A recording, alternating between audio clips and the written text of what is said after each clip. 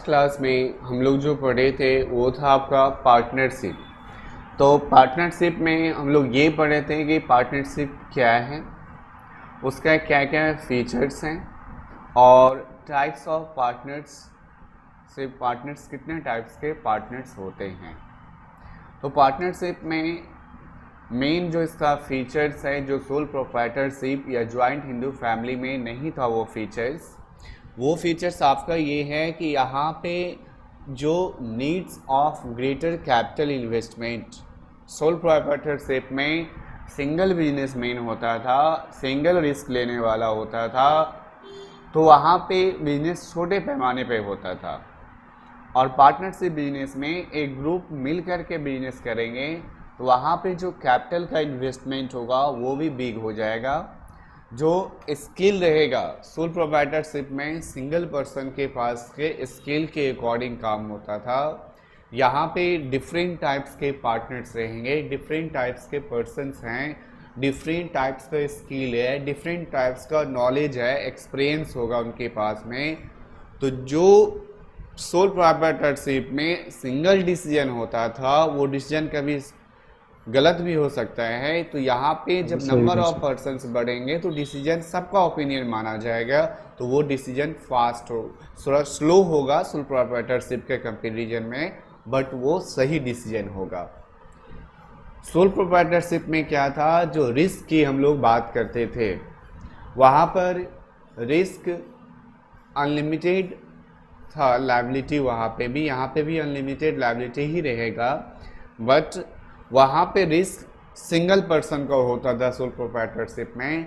यहाँ पे यहाँ पे सबके रिस्क पार्टनर्स का होगा हाँ, जितने भी पार्टनर्स हैं वो फर्म का, वो बिजनेस का रिस्क माना जाएगा।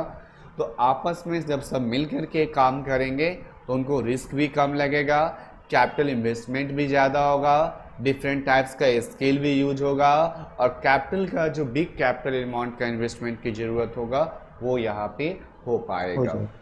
यस। इंडियन पार्टनरशिप एक्ट 1932 के डिफिनीशन के अकॉर्डिंग, डिफिनीशन में ये कहा गया है कि the relationship between persons who have agreed to share the profit, जो एग्री हुआ है शेयर द प्रॉफिट, अपने प्रॉफिट को, जो फर्म का जो प्रॉफिट है वो शेयर करने में जितने भी अमंग द पार्टनर्स के बीच में, business carried on by all, business carried सबके द्वारा किया जा सकता है, या फिर any of them acting for all, मतलब या तो सबके द्वारा बिजनेस किया जा सकता है या कोई एक पार्टनर्स के द्वारा सबके लिए बिजनेस को कैरी फॉरवर्ड वो एक्ट करके आगे चला सकते हैं। फीचर्स की बात करेंगे तो पहला फीचर्स हम बोल सकते हैं कि पार्टनरशिप का जो फॉर्मेशन होता है वो इंडियन पार्टनरशिप एक्ट 1932 के होता है। उसी के थ्रू, रजिस्ट्रेशन के through legal existence, after agreement legal existence में वो आ जाते हैं। जो लायबिलिटी होता है वो अनलिमिटेड होता है, पार्टनर्स के जो लायबिलिटी होंगे वो वो अनलिमिटेड अनलिमिटेड लायबिलिटी हो। होंगे। जो रिस्क बेयरिंग की बात होगा, सब मिल करके रिस्क बांटेंगे, जो भी प्रॉफिट होगा सब बांटेंगे, लॉस होगा तो सब बांटेंगे। तो रिस्क बेयरिंग हर एक पार्टनर्स को यहाँ पे रहना पड़ता है। इसके अलावा डिसीजन मेकिंग कंट्रोल जो होगा वो control day to day activities के लिए आपको ऑल टाइप्स का डिसीजन आपको लेना पड़ेगा सारे पार्टनर्स को मिल करके, और ये सब मिल करके डिसीजन लेंगे क्या करना है क्या नहीं करना है। अगर डिसीजन ऐसा नहीं कि कोई एक डिसीजन लेगा, सब मिल करके डिसीजन लेंगे, सबका ओपिनियन माना जाएगा। अगर सबका ओपिनियन हम नहीं मानते हैं तो किसी न किसी पार्टनर्स के माइंड में ये आ सकता है कि हम पार्टनर्स हैं, हमसे कोई पूछ नहीं रहा, तो वहाँ पे कन्फ्लिक्ट जैसे वर्ड का मेंशन हो सकता है। तो कन्फ्लिक्ट गलत है चीज़, कन्फ्लिक्ट नहीं होना चाहिए। कन्फ्लिक्ट पॉजिटिव भी होता है और कन्फ्लिक्ट निगेटिव भी होता है। हम ये ऑर्गेनाइजेशन बिहेवियर एक चैप्टर है, एमबीए में पढ़ना होता है, तो उन लोगों को जो पढ़ाते हैं तो वहाँ पे ऑर्गेनाइजेशन बिहेवियर में कन्फ्लिक्ट पॉजिटिव में भी है और पॉजिटिव उनका निगेटिव भी है। मतलब कन्फ्लिक्ट, कितना कन्फ्लिक्ट बिजनेस के लिए सही है मैनेजमेंट के लिए और कितना कन्फ्लिक्ट बिजनेस के लिए वो गलत है। इसके अलावा इसका फीचर्स होगा कंटिन्यूटी की। अगर हम बात करेंगे तो पार्टनरशिप में जब किसी पार्टनर्स का डेथ हो जाता है, रिटायरमेंट ले लेते हैं, इंसॉल्वेंसी हो जाता है, तो जो करंट पार्टनर्स का एग्रीमेंट है, 4 पार्टनर्स का एग्रीमेंट है, वो एग्रीमेंट क्लोज हो जाएगा और फिर से न्यू एग्रीमेंट बैठेगा अमंग द लेफ्ट पार्टनर के बीच में, या जो पार्टनर का डेथ हुआ या रिटायरमेंट हुआ है वो चले गए तो लेफ्ट पार्टनर उस बिजनेस को कैरी फॉरवर्ड अगर करेंगे तो वहाँ पे फिर से न्यू एग्रीमेंट होगा, फिर से प्रॉफिट शेयरिंग रेशियो चेंज हो जाएगा, बिकॉज कि नंबर ऑफ पर्सन क्या होगा, चेंज होगा, तो प्रॉफिट शेयरिंग रेशियो भी क्या हो जाएंगे, चेंज हो जाएगा। नंबर ऑफ पार्टनर्स की जहाँ तक बात है तो पार्टनरशिप एक्ट 1932 में इस बात का कोई डिस्कस नहीं है कि कितने पार्टनर्स हो सकते हैं, maximum minimum, but section 464 company act 2013 के अकॉर्डिंग, अगर 13 के अकॉर्डिंग, उस टाइम पहले 13 वाला समझ लीजिए, कंपनी एक्ट 2013 के अकॉर्डिंग मैक्सिमम पार्टनर 100 था। कितना था?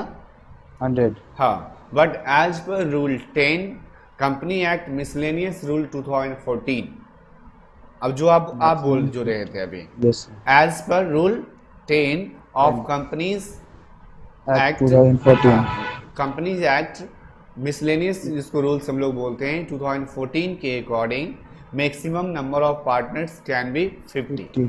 कोई दिक्कत? ये पार्टनर्स मिनिमम तो 2 हो गए ही, तभी पार्टनर्स होंगे। उसके अलावा जितने भी पार्टनर्स होते हैं उनके बीच में प्रिंसिपल और एजेंट का रिलेशन होते हैं। फर्म के लिए, पार्टनरशिप बिजनेस के लिए सब कोई प्रिंसिपल है और सब कोई क्या है, एजेंट है, दोनों काम करते हैं।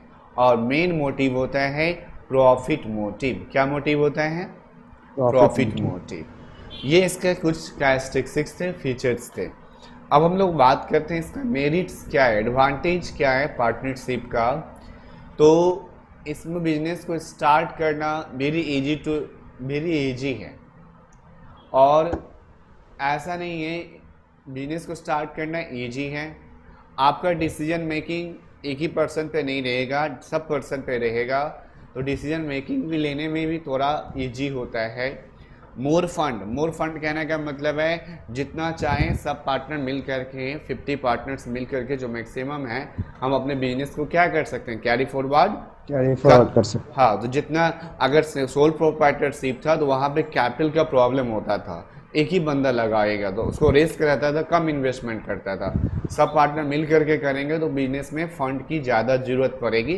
तो किस में फंड का ज़्यादा इन्वेस्टमेंट हो सकता है, सोल प्रोप्राइटरशिप में या फिर पार्टनरशिप में? हाँ, पार्टनरशिप में। इसके अलावा इसका एडवांटेज हम बोल सकते हैं शेयरिंग ऑफ रिस्क। जितने भी पार्टनर्स हैं सब पार्टनर्स मिल करके रिस्क को शेयर करते हैं, और उनके पास में जो बर्डन होगा, स्ट्रेस होगा, वो क्या हो जाएगा, कम होता जाएगा। इसके अलावा इसका एक फीचर्स और भी है सिक्रेसी का। सिक्रेसी कहने का मतलब क्या होता है उसको समझना। सिक्रेसी कहने का मतलब है कि जो भी पार्टनरशिप में बंदे काम कर रहे हैं उसको, कंपनी के केस में क्या होता है, पब्लिक कंपनी के केस में क्या होता है कि आपको अपने कंपनी का profit and loss account, balance sheet notice में, पेपर में दिखाना पड़ता है कि इस कंपनी को इतना हुआ। आप अगर न्यूज़पेपर देखते होंगे तो कभी कभी देखते होंगे किसी इलेक्ट्रिसिटी कंपनी का, किसी ने किसी बैंक का, वो क्या आता है पेपर में देखोगे उसका बैलेंस शीट दिया हुआ है, उसका प्रॉफिट एंड लॉस दिया हुआ है, सारा कुछ दिया हुआ रहता है। तो कहने का मतलब क्या है कि ये जो सीक्रेसी है ये हम लोग को पार्टनरशिप फॉर्म में पब्लिकली दिखाने की कोई ज़रूरत नहीं है। जो मेरा प्रॉफिट है अमंग द पार्टनर्स के बीच में रह जाएगा, जो गवर्नमेंट का रूल्स है टैक्स दे देंगे, बट हमें अपने प्रॉफिट को किसी पब्लिक के सामने बैलेंस शीट को रखने की ज़रूरत क्या है, इसमें नहीं पड़ता है। लेकिन कंपनी के केस में हम आगे पढ़ेंगे कि जो भी पब्लिक कंपनी को आप अपनी कंपनी के टैक्स के अलावा अपनी कंपनी का जो प्रॉफिट है कंपनी के केस में वो भी पब्लिक को दिखाना पड़ता है, एडवर्टीजमेंट करके न्यूज़पेपर में दिखाना पड़ता है, रूल्स है। कोई दिक्कत? अगर हम डिसएडवांटेज की जहाँ तक बात करें तो डिसएडवांटेज में लिमिटेशन या डिसएडवांटेज हम बोल सकते हैं कि अनलिमिटेड लायबिलिटी है। लायबिलिटी क्या है? अनलिमिटेड है। अनलिमिटेड है। जो भी रिसोर्स है, कैपिटल इन्वेस्टमेंट है, अगर हम बात करते हैं कि रिसोर्स लिमिटेड होता है, इकोनॉमिक्स के हिसाब से रिसोर्स क्या है? लिमिटेड है ना। लिमिटेड है, यस सर। तो जब नंबर ऑफ पार्टनर सारे कंट्रीब्यूट करेंगे तो सब तो अपने अपने हिसाब से करेंगे ना। Yes sir. हम आपको लास्ट क्लास में ये भी बताए थे कि पार्टनर से बिजनेस करना किसके साथ करना चाहिए? जो इक्वल स्टैंडर्ड का हो। इक्वल स्टैंडर्ड मतलब जो इक्वल फाइनेंशियली स्ट्रांग हो। मेरे जितना एसेट्स प्रॉपर्टी उतना भी उसका होना चाहिए, थोड़ा आगे पीछे चल सकते हैं, जिससे कि अगर अनलिमिटेड लायबिलिटी की बात आए, कोई बैंक की अगर लोन हो तो उस केस में वो भी बंदा उसको क्या करे, उस लोन के अमाउंट को क्या कर सके, पेमेंट कर सके। जो फीचर्स था सोल प्रोप्राइटरशिप में कि फास्ट डिसीजन होगा, तो क्या यहाँ पे बताओ फास्ट डिसीजन होगा? नहीं होगा। कि यहाँ पे कॉन्फ्लिक्ट क्या होगा? कॉन्फ्लिक्ट मतलब हाँ, ये पार्टनरशिप में कॉन्फ्लिक्ट होगा कि नहीं होगा? होगा सर। हाँ होगा, क्योंकि डिफरेंट पर्सन हैं, डिफरेंट ओपिनियन होगा, किसी का ना किसी का ओपिनियन को डिसॉल्व किया जाएगा, किसी के ओपिनियन को माना जाएगा, तो उनके मन में कन्फ्लिक्ट आ सकता है कि मेरा बात क्यों नहीं माना गया, चाहे मेरी बात गलती क्यों नहीं हो। इसके अलावा जो आपका एक ये भी डिसएडवांटेज है कि पार्टनरशिप में आप पब्लिक से फाइनेंशियली पैसा नहीं ले सकते हैं। जैसे अगर आप कंपनी ओपन करेंगे तो आप अपनी कंपनी को चलाने के लिए पब्लिक से शेयर के रूप में पैसा ले सकते हैं। पब्लिक से क्या कर सकते हैं? शेयर से रूप में पैसा, शेयर के रूप में, यस। हाँ पैसा लेते हैं, देखते हैं शेयर का प्राइस इतना अप डाउन होते रहता है, निफ्टी इंडेक्स, तो आप उसके थ्रू आप ले सकते हो। लेकिन पार्टनरशिप में ऐसा आप नहीं कर सकते हैं। आप लीगली किसी भी पब्लिक से पैसा अपने बिजनेस में पार्टनरशिप फॉर्म में नहीं इन्वेस्टमेंट कर सकते हैं। बात समझ में आया? तो ये क्या है, मेरिट्स होगा कि डिमेरिट्स होगा? ये डिमेरिट होगा। डिमेरिट हुआ, और ये डिमेरिट कंपनी में आकर के क्या हो जाएगा? मेरिट हो जाएगा। मेरिट हो जाएगा।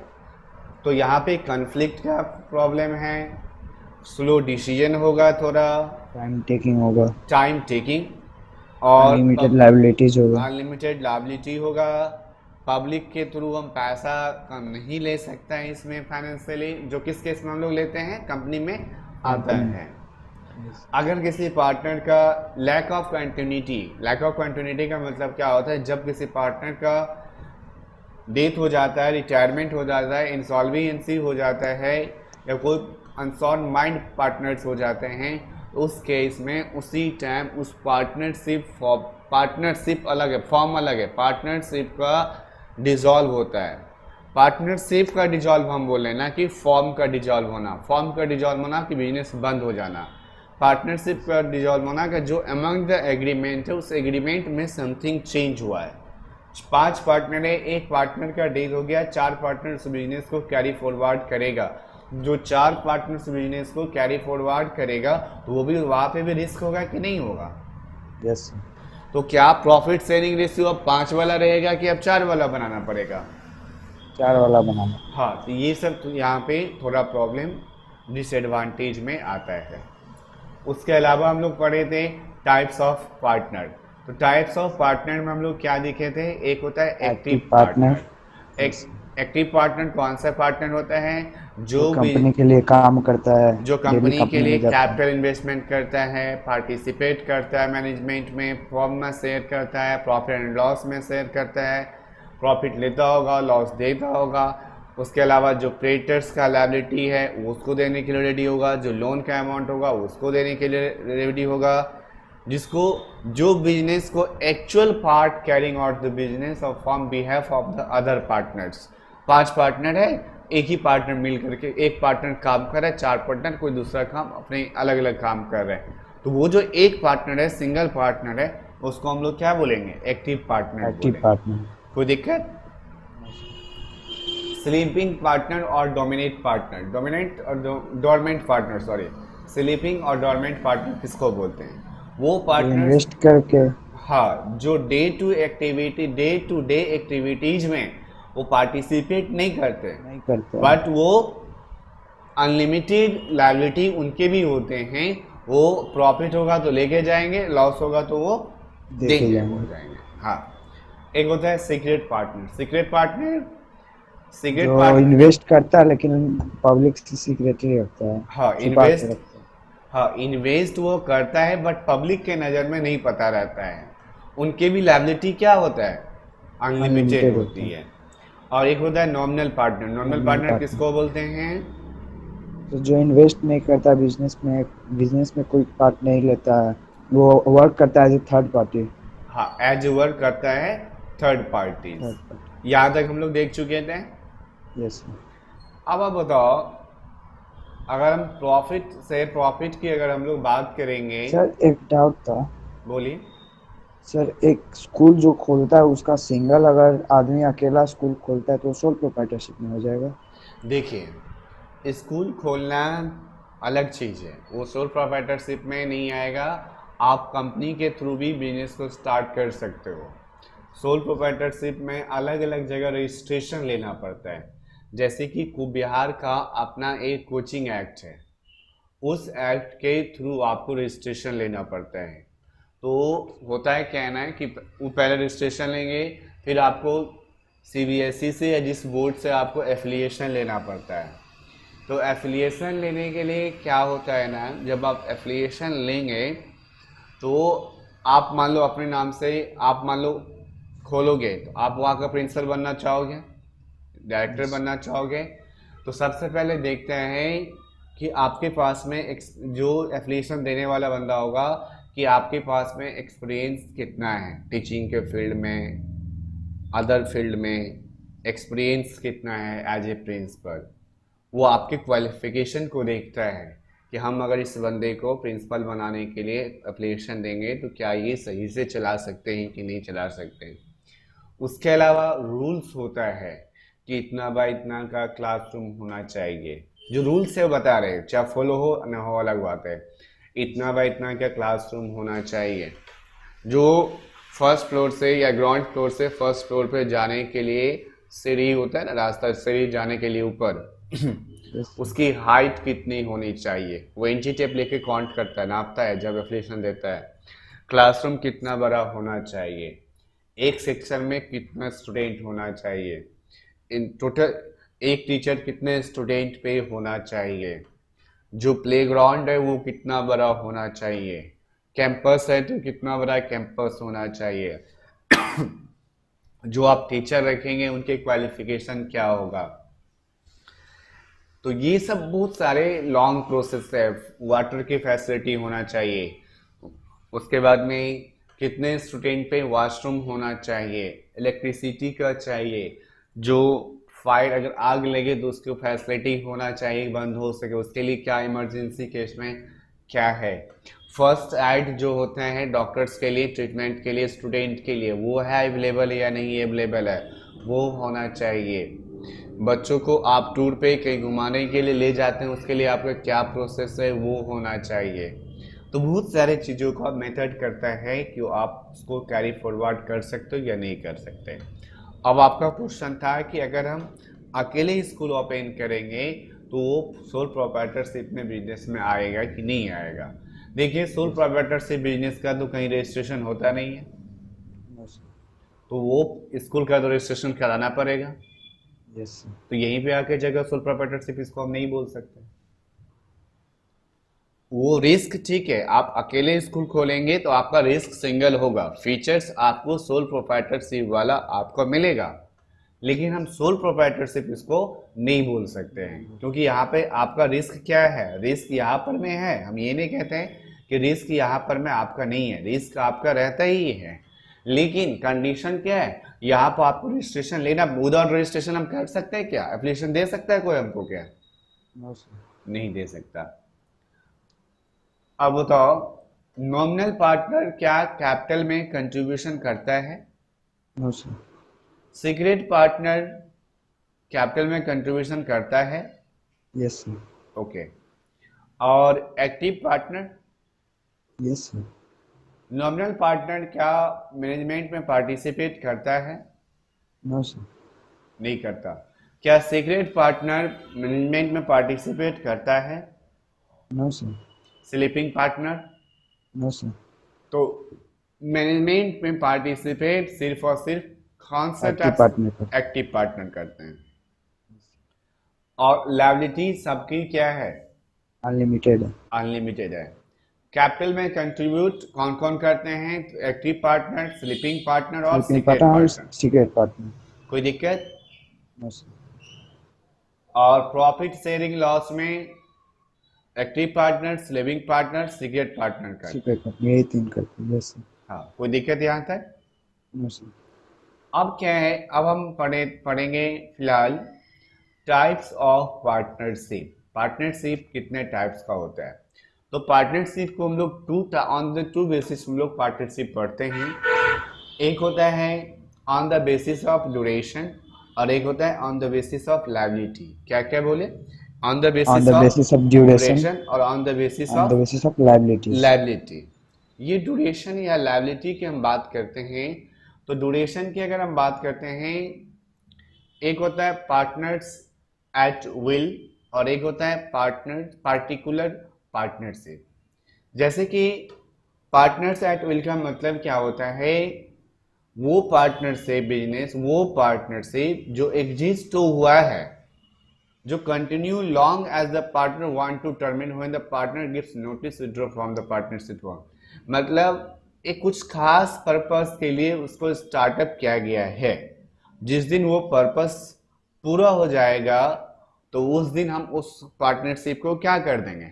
खत्म कर देंगे। खत्म कर देंगे। पार्टिकुलर पार्टनरशिप में क्या हुआ कि जो किसी पार्टिकुलर प्रोजेक्ट के लिए, जैसे कि कंस्ट्रक्शन ऑफ ए बिल्डिंग, तो एक कंस्ट्रक्शन बिल्डिंग का हम आप मिल करके उसके लिए कोई कॉन्ट्रैक्ट लिए पार्टनरशिप के थ्रू, जिस दिन उसका पूरा हो जाएगा स्पेसिफिक टाइम पीरियड जो प्रोजेक्ट था वो, तो क्या उस दिन ऑटोमेटिकली उस पर्पस पूरा होने के बाद वो पर्पस के बिजनेस क्या हो जाएगा? पार्टनरशिप का एक्सपायर हो जाएगा कि नहीं हो एक्सपायर जाएगा? हो जाएगा। Yes sir.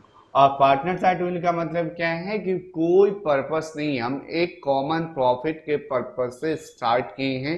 जब तक कुछ अचानक या सर्टेन या कुछ हो न जाए तब तक हम उस बिजनेस को क्या करते रहेंगे? कैरी फॉरवर्ड कैरी फॉरवर्ड करते रहेंगे। करते रहेंगे। तो ये हम किस बेसिस पे हम बात किए? ड्यूरेशन के बेसिस पे। किस बेसिस पे बात किए हैं?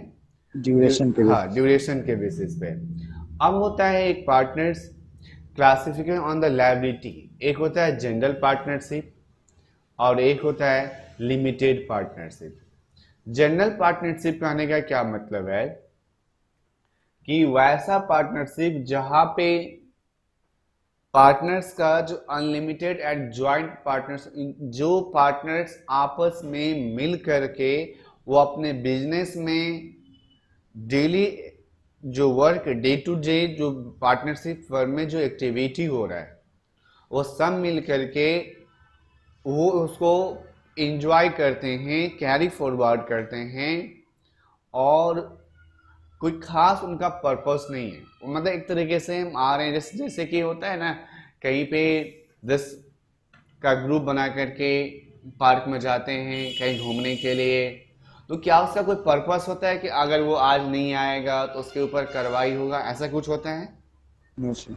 तो वो क्या करते हैं, जो पार्टिसिपेट कोई आएगा तो भी अच्छा, ना आया तो भी अच्छा। तो यहाँ पे रजिस्ट्रेशन लेने की कोई ज़रूरत ऑप्शनल होता है। पार्टनरशिप में रजिस्ट्रेशन लेना यहाँ पे क्या है? ऑप्शनल है। ऑप्शनल है। हम रजिस्ट्रेशन ले भी सकते हैं, रजिस्ट्रेशन नहीं भी ले सकते हैं।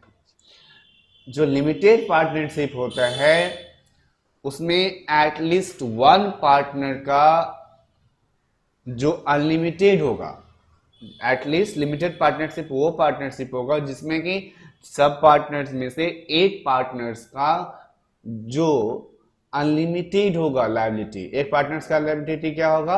अनलिमिटेड होगा। अनलिमिटेड हो। और रेस्ट ऑफ पार्टनर्स का जो होगा वो क्या होगा? लिमिटेड हो। लिमिटेड होगा।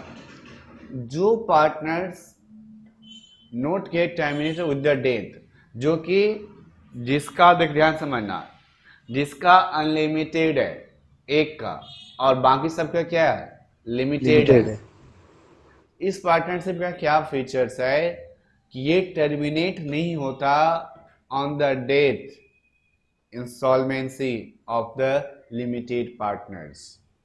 अगर कोई लिमिटेड पार्टनर्स, एक का लायबिलिटी क्या है, अनलिमिटेड, बाकी का क्या है, अनलिमिटेड है। अनलिमिटेड, लिमिटेड है। सॉरी हाँ, एक लिमिटेड। का अनलिमिटेड है और बाकी का लिमिटेड बाकी है। का लिमिटेड तो है। जिस पार्टनर्स का लिमिटेड है, उस पार्टनर्स का अगर डेथ हो जाता है, अनसाउंड माइंड हो जाता है, इंसॉल्वेंसी हो जाता है, तो उस टाइप में फॉर्म पार्टनरशिप को डिसॉल्यूशन करना कोई जरूरी क्या है, नहीं है। वो फर्म क्या रहेगा, जो कंटिन्यू कंटिन्यूस है। चलते रहेगा। लेकिन इस टाइप के पार्टनरशिप को रजिस्ट्रेशन लेना मोस्ट बी कंपलसरी है। इसको रजिस्ट्रेशन लेना क्या है, कंपल्सरी। कंपलसरी है, आपको रजिस्ट्रेशन लेना ही लेना पड़ेगा। कोई दिक्कत? Yes sir. सर जिसका अगर अनलिमिटेड लायबिलिटीज है उसको कुछ हो गया हाँ क्या? हाँ, तब बंद हो जाएगा। बंद हो जाएगा। हाँ, तब बंद हो जाएगा। क्योंकि अगर वो लोन लिया है और उसी का बंद हो जाएगा, तो बाकी पार्टनर्स तो उसको चलाने की कोशिश करेंगे, लेकिन बिजनेस चलाएगा कौन, बैंक उसको परमिशन देगा जब लायबिलिटी लिमिटेड रहेगा तो। बैंक किसको लोन देगा जनरली, सोचो तो। जिसका अनलिमिटेड लायबिलिटीज है। हाँ, बैंक को रिकवर करने में वहां पे इजी होगा। लोग जो बैंक से लोन लेके भागता है, जैसे हम कल बताए थे कि भाग गया वो, तो वो कौन से लोन लेके, वो किस नाम से, पार्टनरशिप लोन से लोन लिया होगा कि कंपनी बना के लोन लिया होगा। कंपनी बना के लोगे। हाँ, कंपनी बना के लोन लेके आप काम कर सकते हो। क्योंकि कंपनी में लिमिटेड लायबिलिटीज होती है। हाँ, कंपनी में लिमिटेड होती है। जैसे देखो ना, आप मान लो आपके पास में कोई बड़ा सा प्रोजेक्ट मान लो दिखाओ, ठीक है, मतलब बैंक कोई मैनेजर को आपको ये विश्वास दिलाना है कि 100% है कि मेरे बिजनेस में प्रॉफिट हो रहा है, ये इंफ्रास्ट्रक्चर होगा, ये होगा, वो होगा, इतना सेल्स होगा, ये डेटा है, इतना मेरे पास एक्सपीरियंस है। उस बेसिस पे जाओ, उसके लिए एक प्रोस्पेक्टस तैयार करो, सब कुछ पेपर तैयार करो और उसको सबमिट करो। लोन मिल जाए, उसके बाद तुम कहीं भी कुछ करोगे, बाद में आपके नाम से तो कुछ होगा नहीं, बिजनेस के नाम से जो रहेगा वो बैंक रिकवर कर पाएगा, जो आपके नाम से रहेगा उसमें क्या कर सकता है, कुछ नहीं कर सकता। कुछ नहीं कर सकते। अब आज एक टॉपिक पढ़ना है हम लोग को, पार्टनरशिप डीड। पार्टनरशिप डीड होता है क्या, एमंग द पार्टनर्स जो भी एग्रीमेंट हुआ, वो एग्रीमेंट रिटेन भी हो सकता है और वो एग्रीमेंट ओरल भी हो सकता है। हम बोल दिए कि हम आप मिलकर के बिजनेस कर रहे हैं, प्रॉफिट शेयरिंग रेशियो इक्वल रखेंगे, आधा आपका प्रॉफिट आधा मेरा प्रॉफिट, आपका ये राइट्स है मेरा ये राइट्स है, आपका ये ड्यूटीज है आप मेरा ये ड्यूटीज है, आपको इतनी सैलरी मिलेगी मुझे इतनी सैलरी मिलेगी, आप इतना कैपिटल लगा रहे हो हम इतना कैपिटल। हम ऑरली बात करते हैं। लेकिन बताओ, ऑरली का अगर हम दोनों में बाद में कुछ आपस में झगड़ा हुआ कुछ कारणवश, अगर हम केस करना चाहेंगे तो क्या हम आपके अगेंस्ट एफआईआर कर सकते हैं?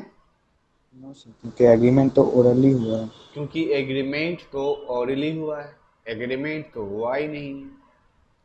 तो एग्रीमेंट हम भी जानते हैं और आप भी जानते हैं कि एग्रीमेंट कैसा होना चाहिए, रिटर्न होना चाहिए। एग्रीमेंट रिटेन होना चाहिए।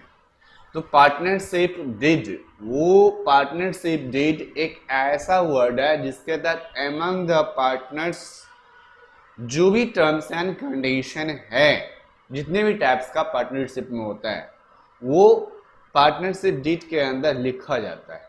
वो पार्टनरशिप डीड के अंदर क्या होता है, लिखा लिखा जाता जाता है। जैसे कि name of the firm, business का क्या नाम है, फर्म का क्या एड्रेस है, पार्टनर्स का क्या एड्रेस है, ये पार्टनरशिप फर्म का किस टाइप का नेचर है, प्रॉफिट शेयरिंग रेशियो क्या है अमंग द पार्टनर्स, किसने कितना कैपिटल, इच पार्टनर्स का कैपिटल का कंट्रीब्यूशन क्या है, अगर कैपिटल पे अगर इंटरेस्ट दिया जाएगा तो उसका इंटरेस्ट कितना मिलेगा, किसी पार्टनर्स का सैलरी है तो सैलरी उसको कितना मिल रहा है वो डिस्कस होना चाहिए। अगर कोई फॉर्म से लोन लेता है। जैसे मान लो कि 4 पार्टनरशिप मिलकर बिजनेस हम लोग स्टार्ट की, किसी को पैसे की जरूरत पड़ा तो वो उसमें से लोन ले सकता है, मतलब कैपिटल में से लोन, बिजनेस में से पैसा लेके वो जा सकता है। वो जो लेके जाएगा उसमें हमें रेट ऑफ इंटरेस्ट लेंगे ना हम लोग। जैसे वापस फिर इंटरेस्ट हाँ, लेंगे। तो वो रेट ऑफ इंटरेस्ट क्या है, पार्टनरशिप किस पर्पस के लिए स्टार्ट हुआ है, उसका डिस्क्लोजर कैसे होगा, अगर कोई डिस्प्यूट हो गया, आपस में कोई झगड़ा हो गया तो उसको सॉल्व आउट करने के लिए हम कहाँ जाएंगे, जो अकाउंट, किस पार्टनर्स का क्या राइट्स है, किस पार्टनर्स का क्या ड्यूटीज है, ऑडिटिंग करने का राइट्स किसका है, बैंक अकाउंट में से, बैंक अकाउंट मतलब बैंक के काम को कौन देखेगा। अब 10 पार्टनर है, 10 पार्टनर तो चेक पे साइन नहीं करेगा, उससे कोई एक करेगा। तो कोई एक करेगा या 2 करेगा, तो वो कौन साइन करेगा, ऑडिटिंग कराना जरूरी है या नहीं होगा, बैंक अकाउंट का सस्पेंशन कौन करेगा, पार्टनरशिप का स्टार्टिंग डेट क्या है, एंडिंग अगर कोई पर्पस है तो वो क्या है, नेचर ऑफ बिजनेस क्या है। इस तरह के कंटेंट सारे पार्टनरशिप डीड में लिखा हुआ होना चाहिए, जिससे कि फ्यूचर में अगर कुछ भी डिस्प्यूट हो तो उस एग्रीमेंट के बेसिस पे हम लोग क्या कर सकते हैं, FIR कर सकते हैं। हाँ, डिस्प्यूट सेटलमेंट हम लोग कर सकते हैं। लेकिन अब आते हैं जो आपको पढ़ना नहीं है, इसमें हम पढ़ा दे रहे हैं, फिलहाल छोटा सा टॉपिक है ये। अगर डिड नहीं रहता, अगर पार्टनरशिप क्या नहीं रहता, डीड नहीं रहता, मतलब डिड नहीं है, तो उसके एब्सेंस में क्या सब होगा। एब्सेंस ऑफ पार्टनरशिप डीड में याद रखना है कि प्रॉफिट शेयरिंग रेशियो इक्वली बांटता है।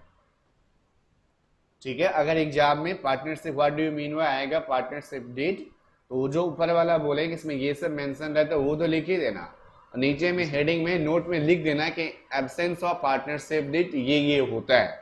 अगर आप वो भी बात को डिस्कस करोगे तो उसको लगेगा कि स्टूडेंट का पूरा ना पूरा कंसेप्ट क्लियर है नहीं सिलेबस में, बट लिख देना, 2 मिनट लगेगा। तो याद रखना है कि एब्सेंस ऑफ पार्टनरशिप डीड में क्या होना चाहिए, प्रॉफिट शेयरिंग रेशियो कितना किसका है क्या है वो लिखा होना चाहिए। जैसे मान लो आप 2 करोड़ रुपया लगाएंगे, हम 5 करोड़ रुपया लगाएंगे, तो हम तो ज्यादा प्रॉफिट लेंगे ना। यस। अगर डीड में कुछ नहीं लिखा हुआ है तो हम दोनों का प्रॉफिट क्या होगा, इक्वली बटेगा, चाहे कौन कितना इन्वेस्टमेंट किया, ये मेथड क्या करेगा, नहीं करेगा। तो absence of partnership deed profit sharing ratio क्या होगा, रिटेन होगा या फिर इक्वल होगा, इक्वली होगा। सॉरी अगर रिटेन है तब तो डीड में है ही, अगर डीड में नहीं लिखा हुआ है तो इक्वल बटेगा। इंटरेस्ट ऑन कैपिटल, हम 2 करोड़ रुपए लगाए, आप 1 करोड़ रुपए लगाए, हम 2 करोड़ का इंटरेस्ट लेंगे, आप 1 करोड़ का इंटरेस्ट लेंगे। यस। तो याद रखना है कि अगर डीड में नहीं लिखा हुआ इंटरेस्ट ऑन कैपिटल पे तो किसी भी तरह का कोई भी इंटरेस्ट कैपिटल पे नहीं मिलेगा। अगर पार्टनर्स का सैलरी, मान लो स्लीपिंग पार्टनर हो, स्लीपिंग पार्टनर्स का क्या फीचर्स होता है, बस इन्वेस्ट कर देता है। अब मान लो हम एक्टिव पार्टनर है, तो हम अगर एक्टिव पार्टनर बाबू तो हम सैलरी लेंगे कि नहीं लेंगे, Yes. जो हम काम कर रहे हैं। यस। अगर पार्टनरशिप डीड में ये बात नहीं लिखा हुआ है कि हमको सैलरी मिलेगा, हमको सैलरी नहीं मिलेगा। एब्सेंस ऑफ पार्टनरशिप डीड हमको सैलरी क्या हो सकता है, नहीं मिल सकता। हम आपके ऊपर अगेंस्ट कार्रवाई नहीं कर सकते कि हमको आप सैलरी दीजिए। ये ओनली डिपेंड करेगा कि आप हमको दोगे या नहीं दोगे। तो सैलरी क्या पार्टनर्स को मिलेगा absence of partnership deed. No sir. Profit sharing क्या होगा, इक्वल होगा। इंटरेस्ट ऑन कैपिटल पे मिलेगा, नहीं मिलेगा। Yes. इंटरेस्ट ऑन ड्राइंग का कोई इंटरेस्ट होगा, नहीं मिलेगा। सैलरी टू पार्टनर्स नहीं मिलेगा। हाँ, लोन का जो इंटरेस्ट होगा वो 6% एनुअली के हिसाब से देना पड़ेगा। अगर कोई पार्टनर्स लोन लिया है, किससे लोन लिया है, बैंक से नहीं, हम पर्सनल लोन लेंगे बिजनेस में, हम अपने घर बनाने के लिए, तो उस लोन का पेमेंट क्या आप लोग करेंगे, मेरे लोन का पेमेंट आप बताओ, नहीं आप करेंगे, हम करेंगे। दूसरी बात बताओ, तो अगर हम दोनों बिजनेस स्टार्ट किए, हमको कुछ कैपिटल पैसे की जरूरत पड़ा, तो हम अपने बिजनेस में से लेके चले गए, तो हम जो लेके गए तो उसमें क्या होगा, उसमें तो इंटरेस्ट ऑन ड्राइंग, ड्राइंग पे इंटरेस्ट मिलेगा ही नहीं, हम देंगे ही नहीं आपको। लेकिन अगर हम 2 करोड़ लगाने के अलावा हम बिजनेस में कुछ लोन दिए, आप लोगों को क्या दिए हुए हैं, लोन हम बिजनेस को चलाने के लिए दिए, तो उस लोन के अगर नहीं लिखा हुआ rate of interest partnership deed में, तो एनुअली 6% के हिसाब से हमको उस पर क्या मिलेगा, इंटरेस्ट मिलेगा। तो दो पार्टनरशिप डीड में नहीं रहने से कुछ नहीं मिलेगा, सिर्फ दो चीज को याद रखो, प्रॉफिट शेयरिंग रेशियो इक्वली हो जाएगा और इंटरेस्ट ऑन लोन का रेट ऑफ इंटरेस्ट 6% रहेगा। ये 6% एग्जाम में बहुत बार पूछता है। Absence of partnership deed, interest on loan at the rate of 6,521 कुछ कुछ तो देगा। याद रहेगा इतना? Yes sir. चलो आज इतना तक ही रखते हैं। हम